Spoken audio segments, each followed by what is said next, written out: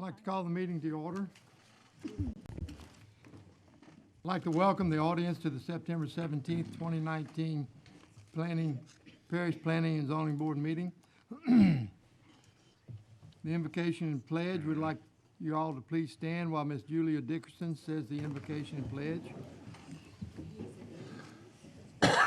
Heavenly Father, we come before your presence this evening seeking your guidance and wisdom. I pray that you bless the board as we make the best decision that we can for the community members. At this time, we continue to seek your guidance. In Jesus' name we pray, amen. I pledge allegiance to the flag of the United States of America and to the republic for which it stands, one nation, under God, indivisible, with liberty and justice for all. Thank you, Miss Julia. Miss Christie, would you please call roll? Chair Art Little. Here. Miss Latricia Cobb. Miss Julia Dickerson. Here. Miss Sharon Galicia. Here. Miss Janelle Hyatt. Here. Mr. Kyle Link. Here. Mr. Jake Porsche. Here. Mr. Gary Navarre. Yep. Mr. Kirk Smith. Here. And Mr. LaSalle Williams. Here. Thank you, Miss Christie. This is an 11-member board. It will take a majority of those members present to grant or deny any request heard tonight. The chair will refrain from voting unless that vote might affect the outcome. The meeting will be conducted with me reading the request from the agenda. The planning staff will give a presentation and report their recommendations. If the applicant would like to add to the staff's presentations, or if someone from the audience has comments, please come to the microphone, state your name and address and the nature of your request. All persons wishing to speak other than the applicant needs to fill out a blue request to appear form located in the back of the room on the table. This form must be given to a staff member prior to the reading of the agenda item. As required by this board's bylaws, in all cases, the proponents will be limited to 10 minutes. Opponents will be granted 10 minutes as well, with each speaker allowed no more than 3 minutes. I recommend that a spokesperson be selected if there's a large group waiting to speak on the same agenda item. If 4 or more speaker request forms are submitted, the time allotted for the individual speakers will be limited based upon the number of forms submitted.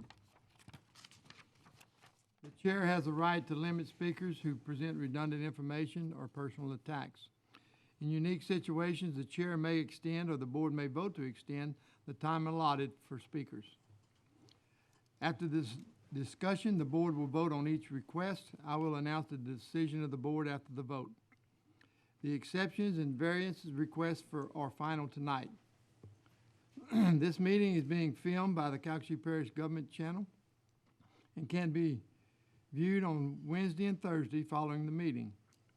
For additional run dates, check the website at www.cppj.net. Channel 5 in Lake Charles, Sulphur, Moss Bluff, Westlake, Benton, DeQuincy, and Gillis. Channel 99 in Corliss and Grand Lake. At this time, if you would, please silence all electronic devices.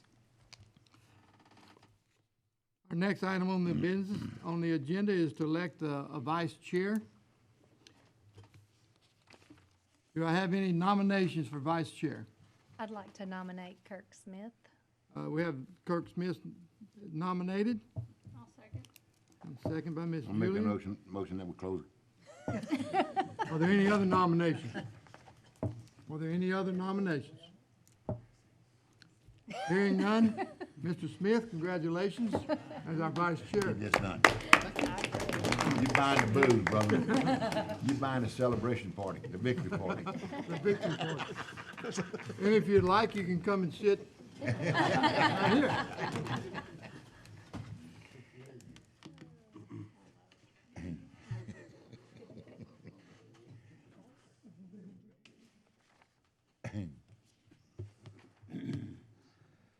Agenda item number 6.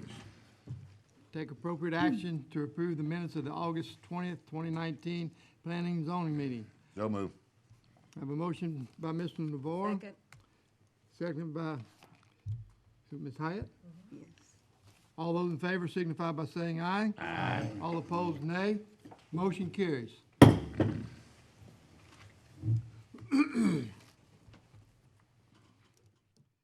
Agenda item number 7.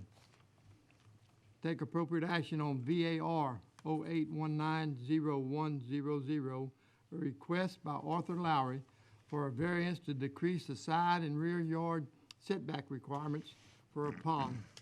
Required 50 feet, requesting 20 at 1090 Zoe's Court in Ward 3.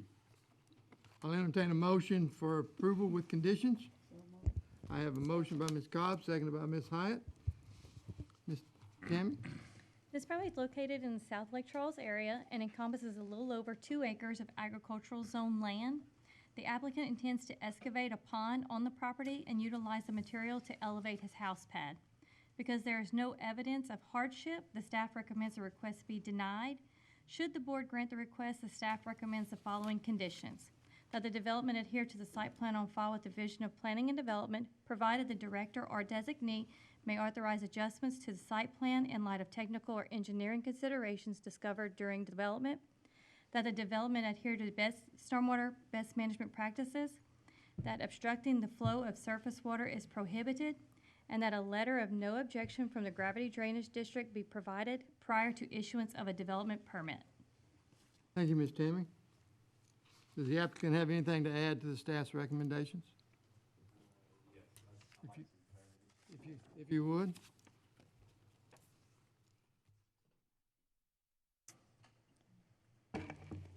I'm not familiar with these kind of meetings, If you so. would, please state your name and address for the records. Okay, Arthur Lowry, 2923 Allen Street, Sulphur.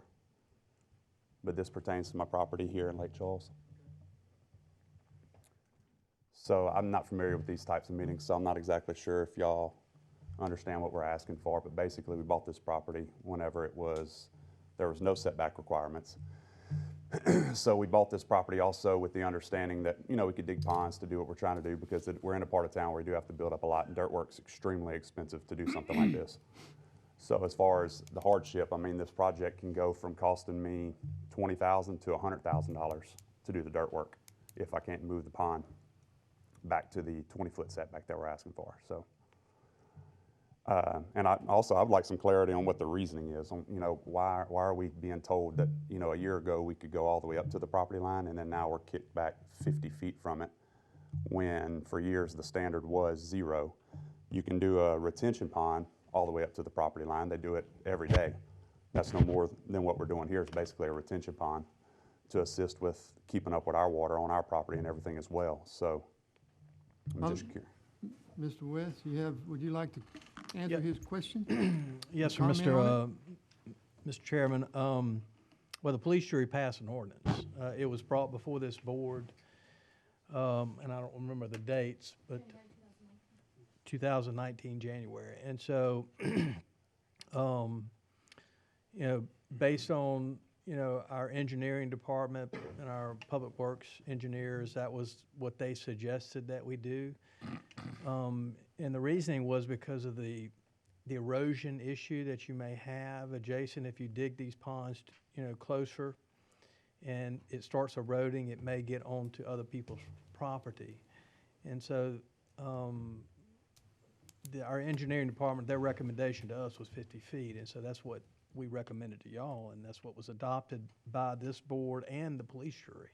And so I understand, you know, that the subdivision, this particular subdivision was approved in 2018. However, that happens a lot. There's a lot of other properties that were approved back then, and this ordinance, you know, it's going to affect those properties as well. And so that's why I keep denying this. There's really no hardship Sure. at this point in time. It's up to this board to decide that. But that's the reason for that. Thank you. So just to make sure I'm understanding, it's not considered a hardship whenever the cost of the project goes from $20,000 to $100,000? We do not consider that to be a hardship, a financial hardship. So making somebody spend 5 times the money on a project is not considered a hardship? Under planning guidelines, it is not. Okay. It And has to be, It's based on the geometry of the land Okay. that you have, so you have opportunity to shape it in such a way to get your variance. No, you don't. That's not true. Mr. Chairman, hold on, Mr. Lowry. All comments need to be directed to the board. We're not getting into a debate situation. I know Mr. Lowry doesn't know the rules here, but the rules are direct your comments to the board. Okay, fair enough. All right, so Go ahead, Mr. Navarro. When did you purchase this property? in 2018, Okay, was it, what month? at the end of the year, it was December. I don't remember exactly.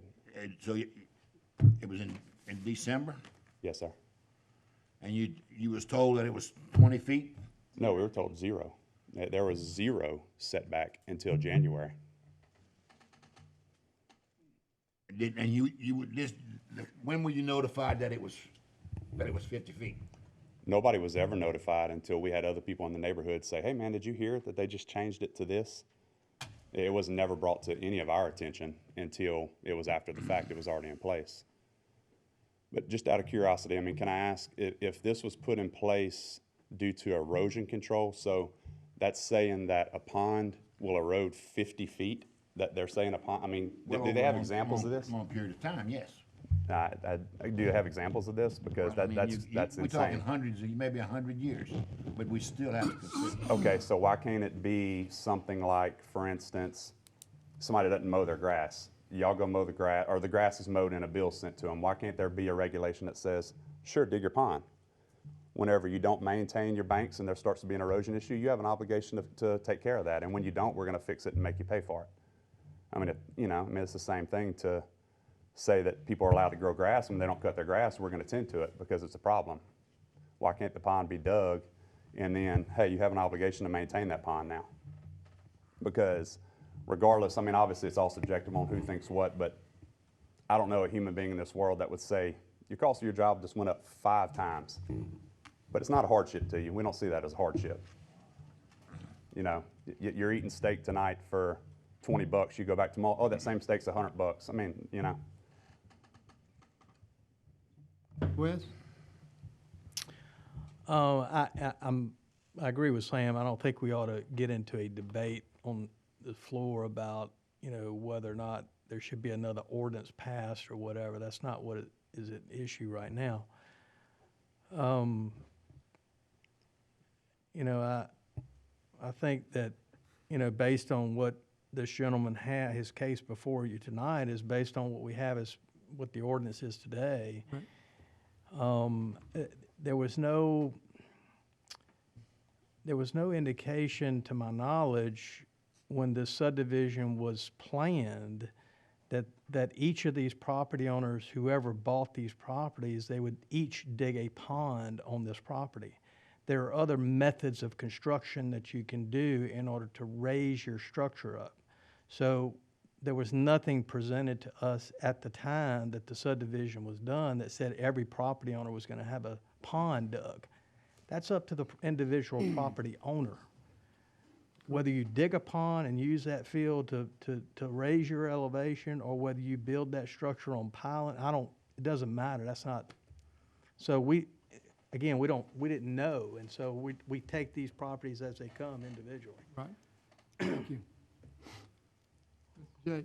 I echo what Mr. Crane's saying. I just feel like we're getting way off track. I'm sure the staff, if you come during the week, they may even can get you in touch with engineering to tell you. I'm sure there was some sort of engineering that landed us at that 50 feet, but this is not what this board does as far as the engineering and deciding these ordinances. Some of them that we vote on, some we don't. But I just felt we were getting way off track. I was just trying to steer us back, so just focus on what we're doing here this evening. On the matter at hand. So can there be a recognition that there's been a precedent set, that a variance has been granted repeatedly on this same request, in this same subdivision, and in this same part of town? For every request that comes is individual request, is how we look at it when they come through here. Okay, so just to make sure I understand, my neighbor can have a variance saying he can do it, and I can build right next to him and not be granted that same variance? According to what- Ju- the way it's Just set asking up, for some yes, sir. clarity, fair enough? Correct. Okay. Thank you, sir. Yes, sir. Coach? Maybe Mr. Crane can answer this. Before the ordinance was changed in this subdivision, they already had some ponds existing. Not in this subdivision. No, sir. There are existing ponds out there in Not in the this, general area. Yeah, I mean, even to the south, if you look on the aerial photograph, you can see there's ponds that have been constructed out here. But no, this subdivision that these requests are that they're requesting in, that's all vacant property, and so, you know, there was no ponds there. Have we granted a variance in this neighborhood? Yes, we have, Thought so. yes. Any other board members? Is this a new subdivision that they? The subdivision was approved back in 2018. Okay. And this is the subdivision, the last 3 months that we've had. Yep. Yeah, there was one, the first one that came before you was not within this subdivision. Okay, It was right in further there. to the north. Right. But the last one, yeah, there was, yes. But it was on Gossett Road, correct? It was on Gossett, that's correct. We have one blue card, Mr. Tom Gale. Mr. Chairman, members of the commission, my name is Tom Gale, 713 Kirby Street, Lake Charles. This is probably my 4th month in a row to be here. Exact same subdivision, exact same thing. And again, it's a subdivision that got approved in 18. The ordinance changed in 19, and the folks like Mr. Lowry, who I don't represent, never met him before tonight, but they bought lots under the old ordinance, and then the ordinance came in and changed. And Mr. Barr, you and I had a discussion about what happened before and after. I understand that, but once you make a law, you know, that's just like they go on I-10 and say, okay, from 70 miles an hour, it's gonna drop to 50.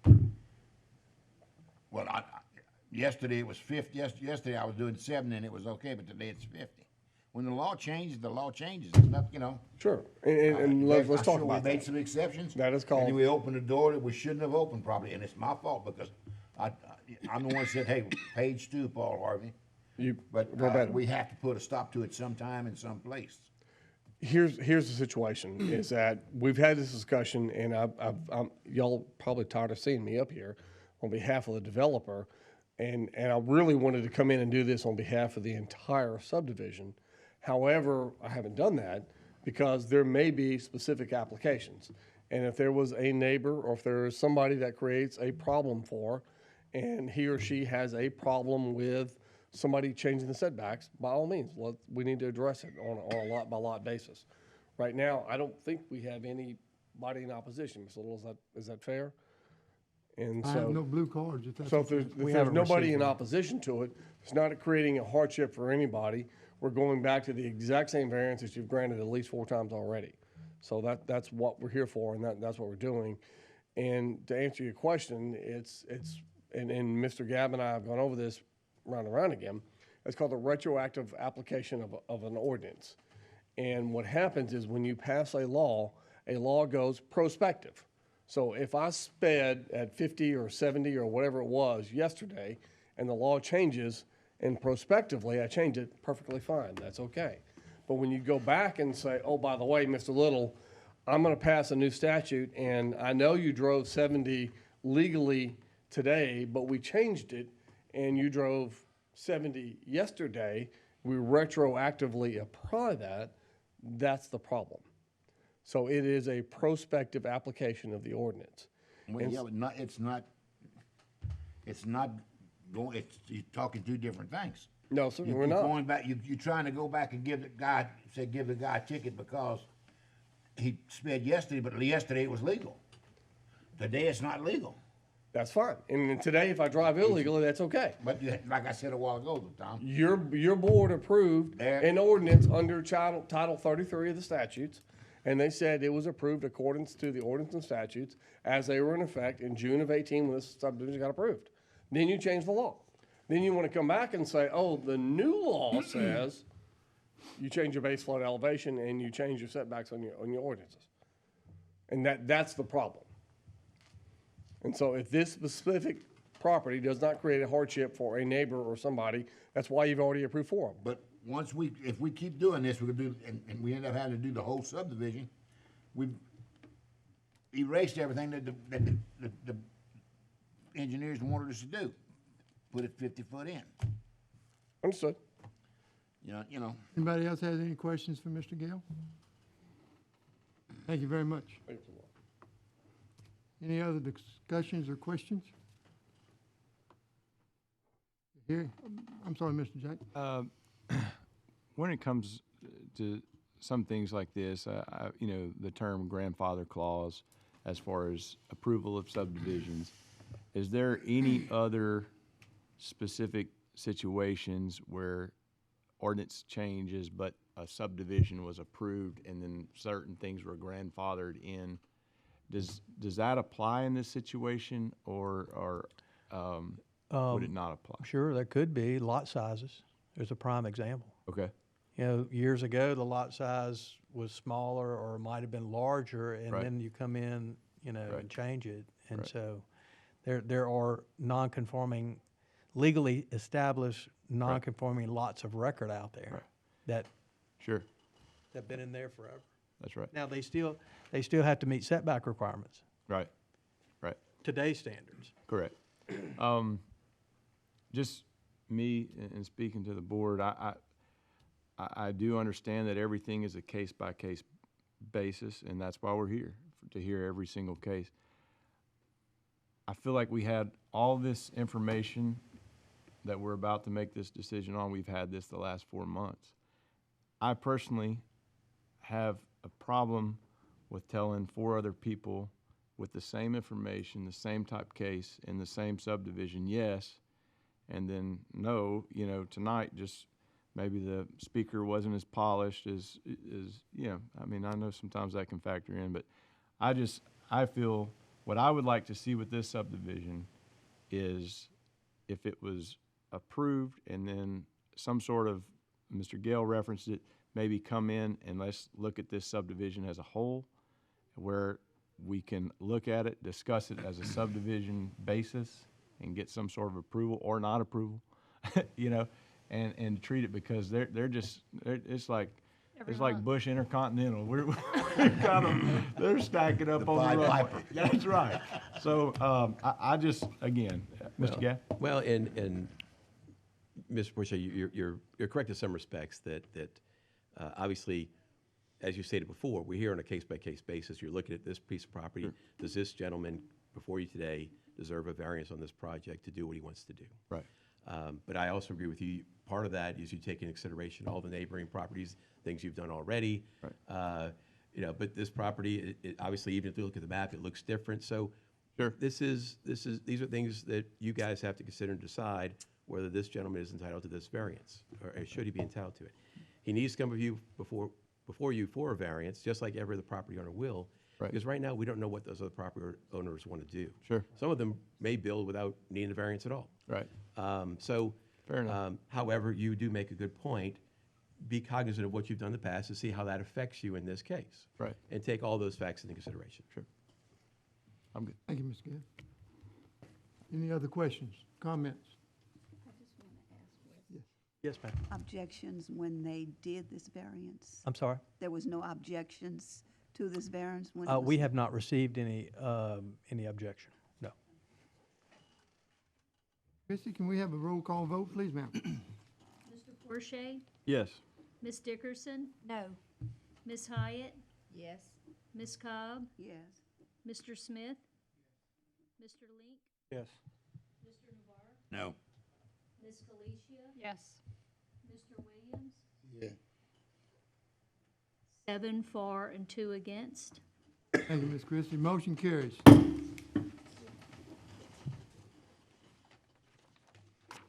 Agenda item number 8, take appropriate action on VAR 07190099, a request by Raymond Price for a variance allowed dwelling with less than required lot square footage. Required 32,000 square feet, requesting 24,885 square feet, and less than required public road frontage, required 250 feet, requesting 150 feet at 3459 Eliza Road in Ward 3. This application is gonna be Mr. West?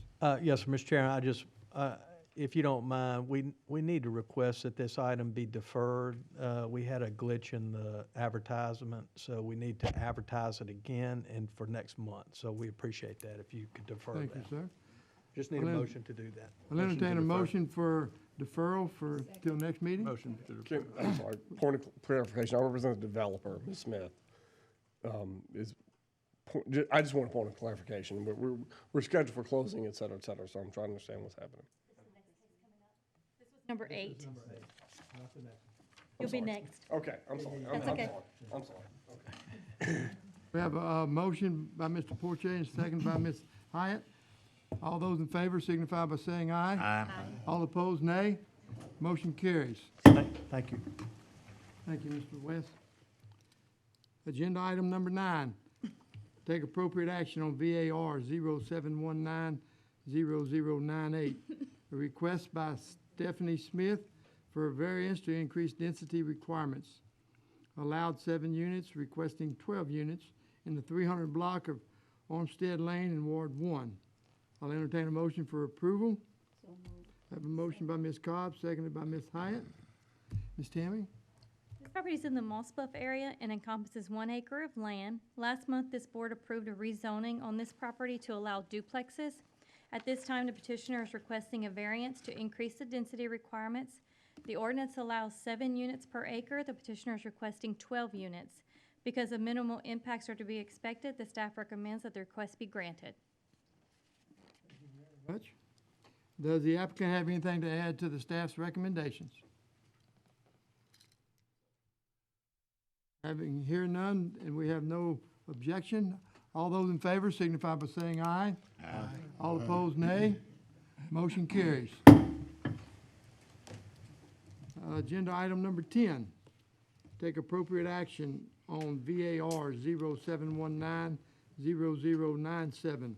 A request by Joseph Martin for a variance to allow 2 lots with less than the required lot square footage, required 43,560 square feet each lot, requesting 20,020 square feet each lot at 1086 East Tank Farm Road in Ward 3. I'll entertain a motion for approval with conditions. So moved. I have a motion by Mr. Navarre, seconded by Ms. Cobb. Ms. Tammy? This case was deferred from the August 20th meeting. The staff has received a revised site plan from the petitioner. It's in your packet. Mr. Martin intends to divide the property to allow 2 lots with less than required lot square footage. Because the proposed development is consistent with the character of the area, the staff recommends the request be granted with the following conditions. That the development adhere to the site plan on file with the Division of Planning and Development, provided the director or designee may authorize adjustments to the site plan in light of technical or engineering considerations discovered during development. That the development adhere to stormwater best management practices, and that a runoff management plan will be required unless appropriate waiver is granted by the Division of Engineering. There is also a subdivision layout sheet in front of you also. Thank you, Ms. Tammy. Does the applicant, I'm sorry. I was West. just going to say the reason this is done, y'all requested this information the last time at the meeting, so that's why Correct. y'all have this. Thank you. Does the applicant have anything to add to the staff's recommendations? Thank you. We have 3 blue cards. 1 general comments, Ms. Penny Malin. And Mr. Chair, with 3 speakers, I just want to remind the speakers that 3 minutes each. 3 minutes each. Thank you. If you would, please state your name and address. 7511 Green Meadow Road, and I am Penny Malin. I was at the last meeting. The entire neighborhood is still, of course, against subdividing the lots, but we were basically told by several members that we're not going to win on that issue. So we are requesting, is it possible to get that lot rezoned R1 so that the applicant who states that he's going to build a stick home there actually follow through with that? Mr. Chairman, I hate to, again, correct the speaker, but this is time for comments to address what is before you tonight. We're not here to take questions or debate things from the podium. Looking for comments on Yes, the it- application. Well, I was like, we're ignorant on to what we Well, can and can't do, well, so. and I hate to say that, but it's obviously the issue before you, if the comments can be directed as to why or why you should not take action on that. On item. this particular one. Okay, well, and I know you guys have a subdivision plan, and there are some smaller lots on the very beginning of our street. The rest of the street are the larger lots, and the street over is larger lots as well. We just wanted to keep the aesthetic of the neighborhood. They're large country lots, like we mentioned before, not adding an extra house on the street. We only have 10 houses on the street. We already have neighbors moving because of this. So it's just kind of unfortunate that we're losing people who've been on the street for 17 years over a lot. So we're just requesting that you not subdivide it, and that if it does happen, that hopefully Mr. Martin will follow through with what he's promised. Thank you very much. Mr. Tom Gale? Thank you.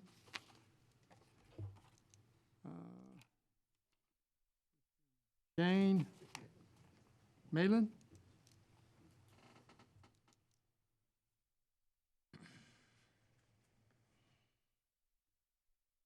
Shane Malin, I also live at 7511 Green Meadow Road.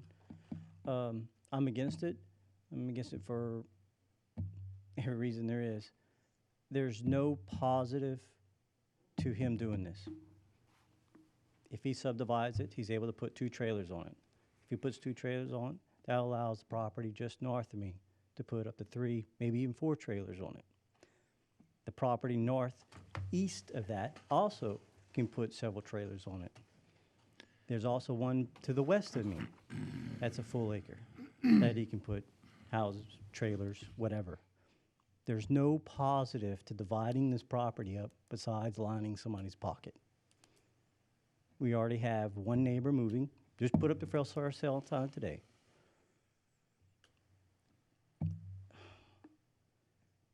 There was 20 people in here yesterday saying, please don't. And we're still saying, please don't. There's nothing positive of this. Except for somebody making money. Thank you. Thank you, Mr. Malin. Yes, ma'am. Revise the site plan to where it has to be brick houses or wood frame houses now? He did. He revised the site plan to have houses, yes. Okay, so no manufactured home has to be That's what he house. indicated. That's what Right. it says on here. I just wanted to So confirm there that. is no stipulation, I don't know if, can I ask a question? Pardon me? Yes, Back- sir. Okay. So right now, he says it on his plan, he's gonna build 2 houses. What happens if he doesn't build 2 houses? He can't build it, he's gotta go according to site plan. That's registered, we voting on right now on the site plan, and it's 2 houses it shows right here. He has to build 2 houses. If he tries to go to a mobile home, he's gotta come back over here. It's gotta be just back in front of us again, and it's not gonna happen.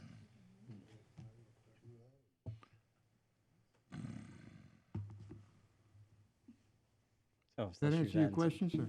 Did we get that wrong? Yeah, that's what, Do you want to clarify? Sorry, Sam. No, the site plan I'm looking for now, I don't know if we have it, that we can flip to. Hand drawn.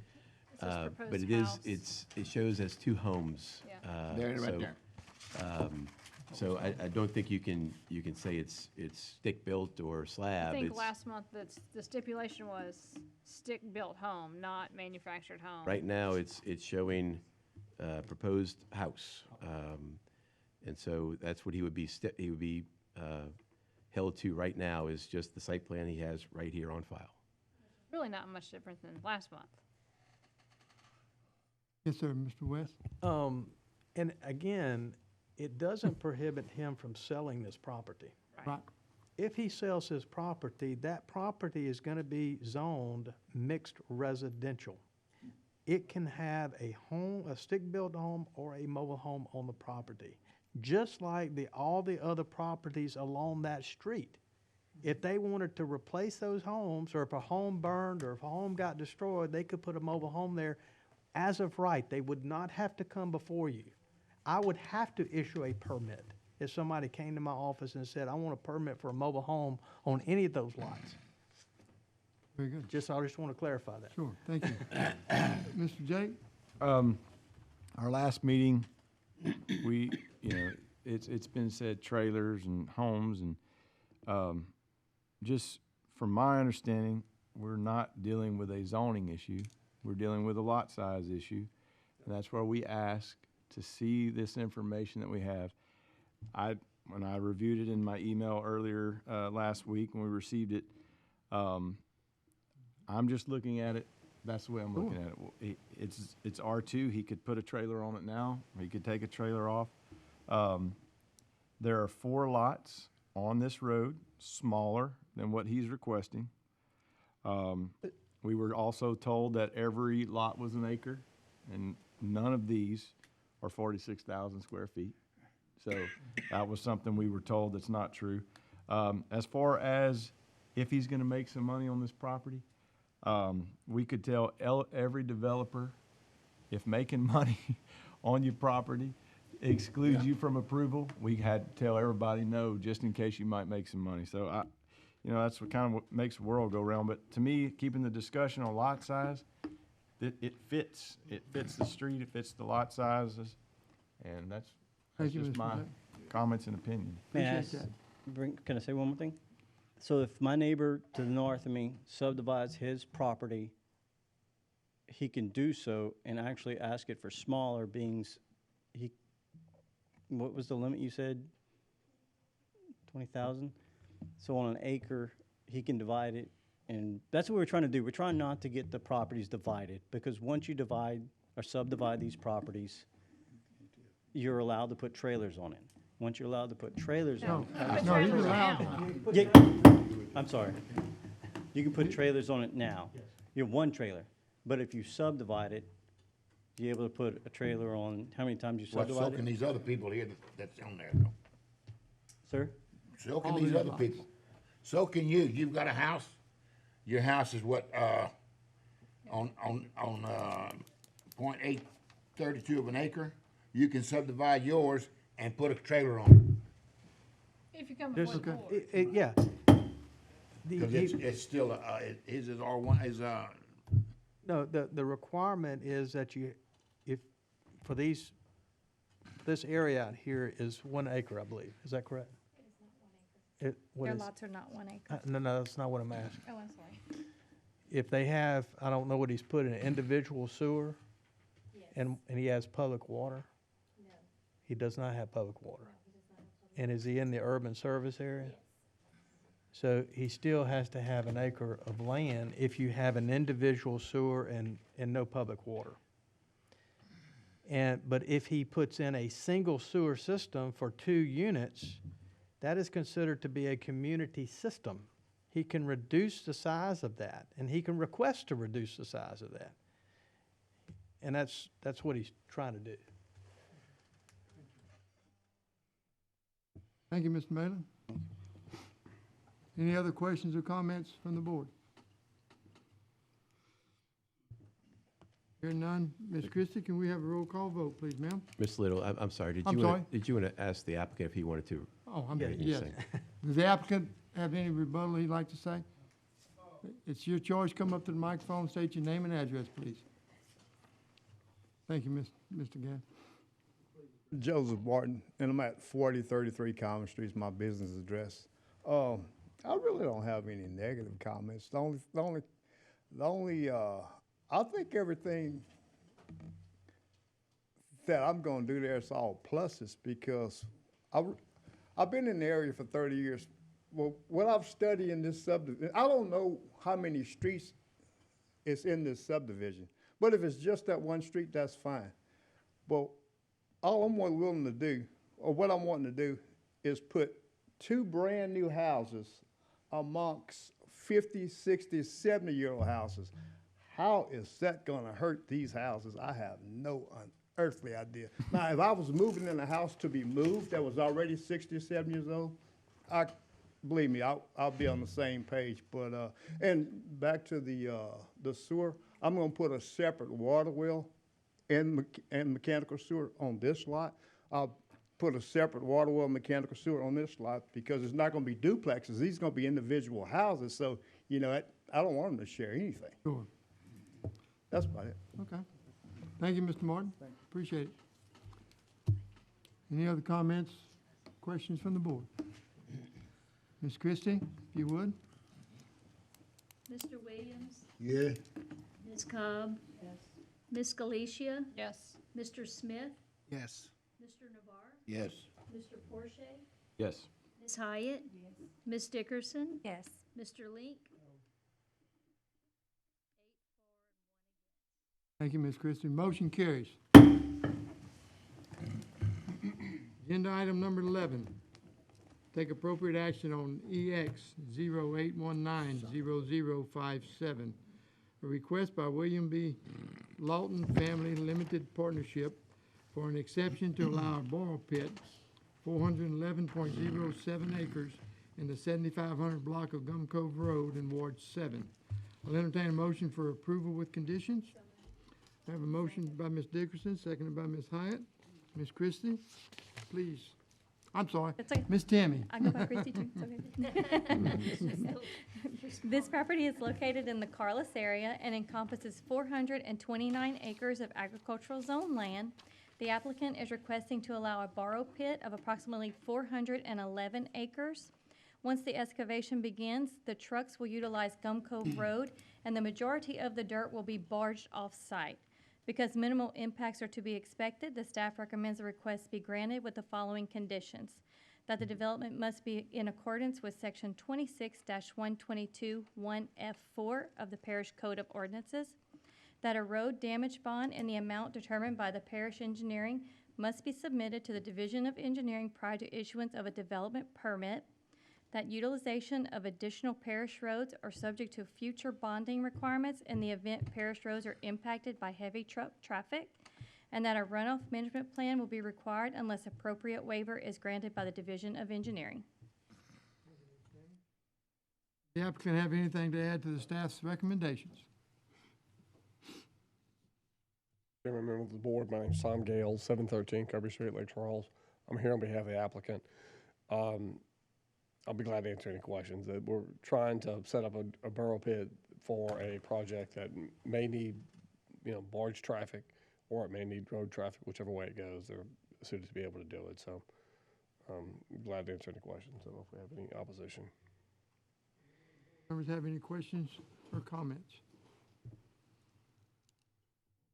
Thank you, Mr. Gale. Hearing none. All those in favor signify by saying aye. Aye. All opposed, nay. Motion carried. Agenda item number 12. Receive a report from the staff regarding proposed small cell wireless facilities ordinance. Yeah, Mr. Chairman, I think I'll take this one. Okay. Tonight, we're introducing some ordinances to you. They're dealing with small cell wireless facilities. This is, the reason it's here before you tonight is it's a ordinance that affects land use, so it has to come before this board first for introduction. And next month, at your meeting next month, we'll ask you to either recommend it or hopefully recommend this to the police jury to take action and adopt the ordinance. We're talking about small cell wireless facilities, and we're talking about 5G network. And I know nothing about 5G networks, but what I do know is apparently it's the next big thing. Stands for fifth generation wireless, fifth generation cellular, to replace the 4G. And apparently it's going to be way, way better. Reducing speed for phones for latency periods, which apparently is when you press the button on the Internet Explorer to the time that it registers, it's going to cut that into seconds instead of minutes or whatever the case may be. But if 5G is something that's coming, we don't know when, but to be prepared for when it does come, we're presenting these ordinances. So we do have a quick PowerPoint. It's going to be real short. So 5G, we've talked about what is it. It's the next wave of broadband infrastructure, wireless technology. It requires, unfortunately, small cells, small towers, and you have to have a lot of them because what happens is apparently 5G requires antennas that are very close, near each other. So the big example that I've been told is autonomous vehicles, self-driving vehicles as a big example. And those types of vehicles and that technology requires 5G, which has antennas close by. But it has a number of other applications as well. From the government standpoint, it's traffic, safety, emergency services will all benefit from this type of technology. So the antennas that you use are very small. They're smaller antennas, but there are a lot of them. And so that's what it is. And so why do we have to have an ordinance? Well, the FCC, the Federal Communications Commission, has entered orders saying that 5G is so important that we're going to preempt most state and local governments from regulating these things. However, the FCC has said, but if a local government, police jury, comes forth with some ordinances that meet our criteria, then the police jury can have some say in where these antennas might be placed, how they're placed, and regulate them somewhat. And that's what we're trying to do through this ordinance. So basically, if we don't come up with an ordinance, we will have no say at all. If we have this ordinance, we at least have some say. But the FCC has said you're going to have very little say no matter what. So that's why we have it. So that's why we have it, and that's why we're here tonight.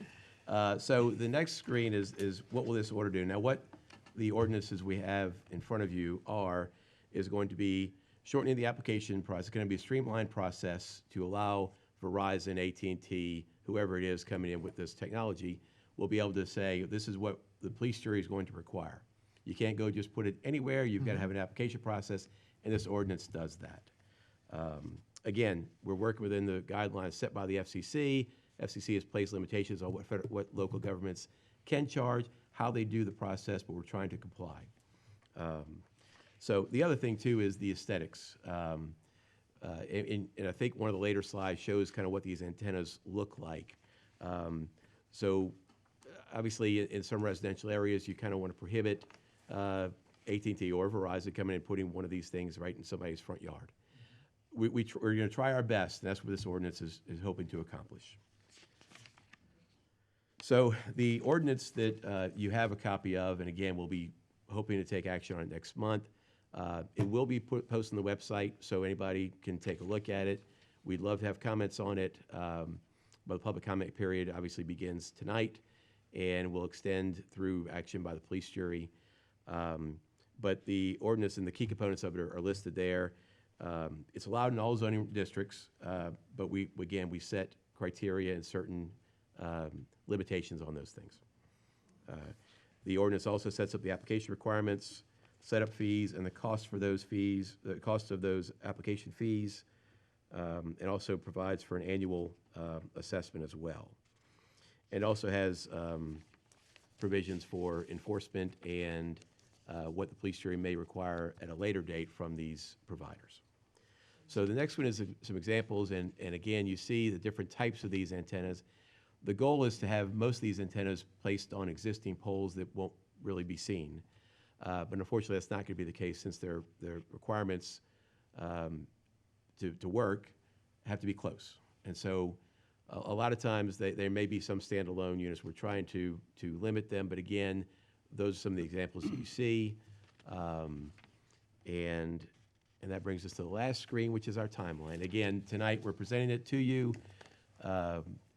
And at your next meeting on the 22nd of October, we'll take final action. And again, hopefully a recommendation from this board to the police jury to adopt this ordinance in full at the police jury's regular meeting on October 24th. Or I'm sorry, introduction on the 24th, and then final action hopefully by the police jury on November 7th at its first November meeting. And that's all we have tonight. Thank you, Mr. Sam. One question, who's gonna be responsible for setting the fees? Well, the fees are set by ordinance. They'll be set by ordinance. Again, the FCC has limited us to what we can charge, but we have that in the ordinance as well. And the Division of Planning is our first thought of where this will come through. Any other questions or comments for Mr. Sam on this?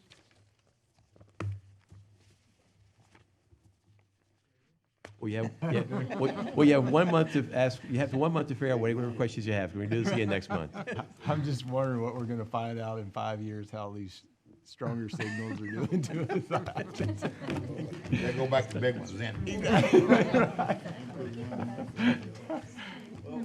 we are trying to get ahead of the curve a little bit, Correct. you know, so Right. try to get this done. Oh, yeah. We find out what we don't know. 'Cause And right again, now, that's we don't why know what we Sam don't know. really, Sam was instrumental in drafting this ordinance, and I want to commend him for doing that. Because there are, if you read through the federal requirements, I mean, there's some limitations, and you sort of have to navigate the language to do that. So Right. he was very instrumental. Well, and there's been some problems with some municipalities that haven't done these ordinances, and you lose a lot of say if you don't have them. Any other questions? Next item on the agenda is to advise that the police jury took the following action on August 22nd, 2019, with reference to the recommendations of the Planning and Zoning Board from the August 20th, 2019 meeting. Billy Rutherford, 4 Corbata Road, withdrawn. Stephanie Smith, Olmsted Lane, Planning and Zoning approved, police jury upheld. The next item on the agenda is to advise that the next regularly scheduled Planning and Zoning meeting will be held Tuesday, October the 22nd, 2019, in the police jury meeting room. I'll entertain a motion for adjournment. I have a motion by Ms. Cobb, seconded by Ms. Dickerson. All those in favor signify by saying aye. Aye, aye, Those aye. opposed, nay. Motion carries. Meeting adjourned.